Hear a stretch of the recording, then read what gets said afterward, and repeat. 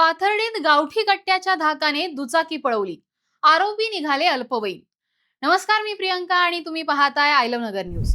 ज्या हातांमध्ये भविष्याचं स्वप्न रंगवणारं पुस्तक असायला हवं होतं, त्या हातांमध्ये आज धारधार शस्त्र का, असा प्रश्न अनेकदा आपल्याला पडतो. मात्र सध्या हेच आपल्या देशाचं भविष्य बनत चाललंय.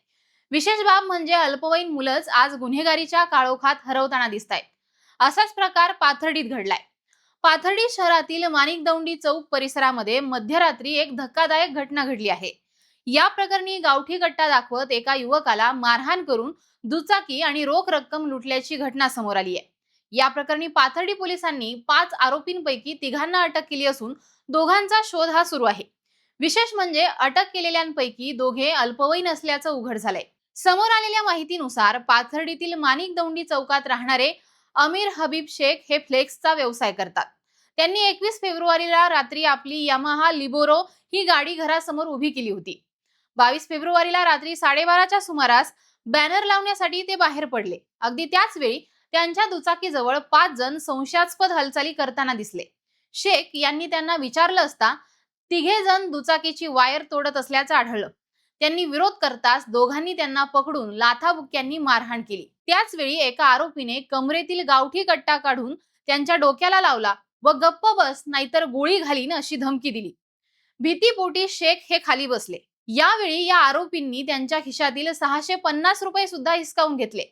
त्यानंतर आरोपींनी दुचाकी पळवून नेली आणि इतर 2 जण हे पल्सरवरून पसार झाले.